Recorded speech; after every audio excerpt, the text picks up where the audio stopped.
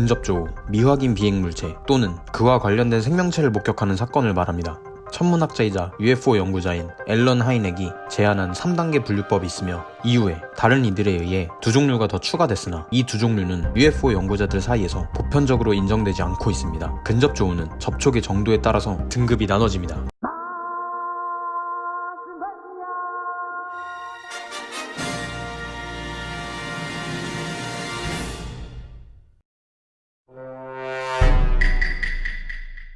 비행 접시, 이상한 불빛, 인간의 과학기술에 의한 것이 아닌 상공의 물체를 목격한 경우에 해당합니다. 인터넷에 떠도는 UFO 영상을 찍은 사람들은 제1종 근접조우를 한 것입니다.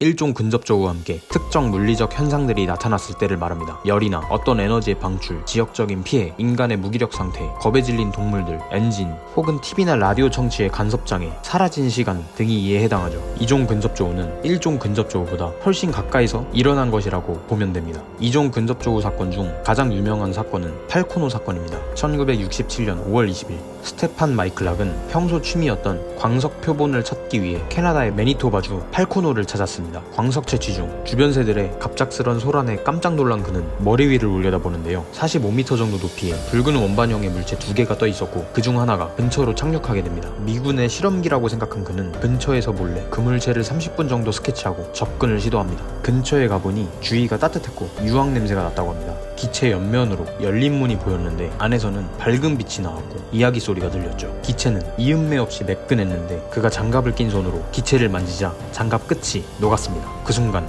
기체가 반시계 방향으로 회전하기 시작했고 강한 가스가 그의 가슴 쪽으로 불면서 스테판은 뒤로 날아갑니다. 정신을 차려보니 기체는 어딘가로 사라졌고 이후 몇 주 동안 그는 구토, 두통, 실신과 체중 감소에 시달립니다. 가슴과 복부에는 격자골로 화상 흔적이 남았죠. 이 사건이 신문에 보도된 후 미 공군과 여러 정부기관이 사건 조사에 나섰고 사건 현장에서 직경 4.5m의 원형 흔적을 발견하였으며 이상하게 그 흔적이 남은 곳만 풀이 자라지 않았고 그 주변 토양의 방사능 수치가 매우 높아진 것을 확인합니다.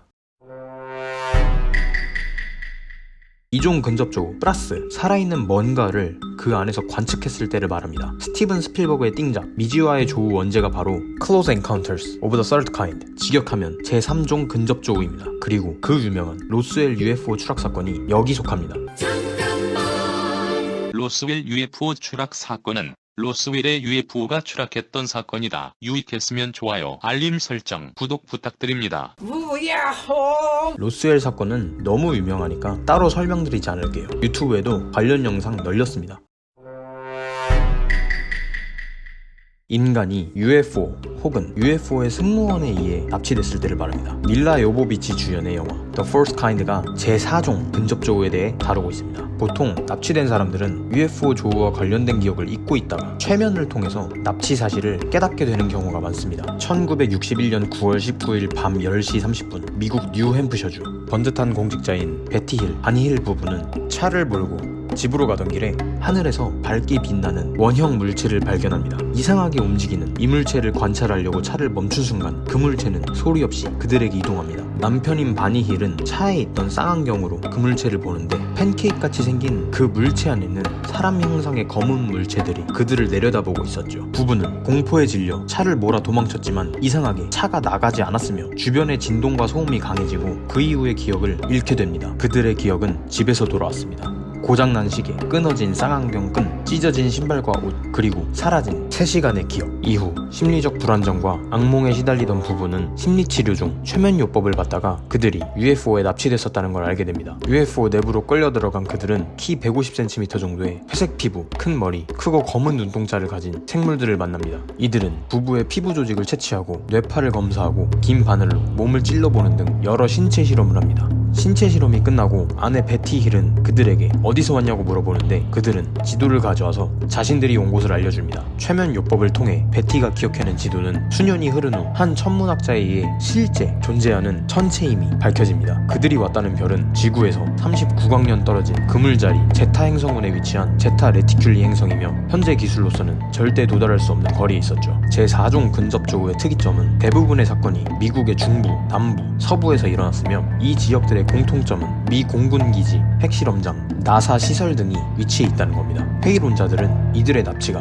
미 공군에 의해 벌어졌으며 핵실험장 근처 주민들의 방사능 농도 체크를 위해 피를 뽑는 등의 실험을 한 것이라고 주장합니다. 그들의 말대로 정말 미군들이 외계인 분장을 하고 생체 실험을 한 것일까요? 외계 생명체와의 의도적 또는 인간 주도적 상황하에 만들어진 양방향 접촉입니다. 대표적으로는 허경영 총재, 빵상 아줌마 등이 있습니다.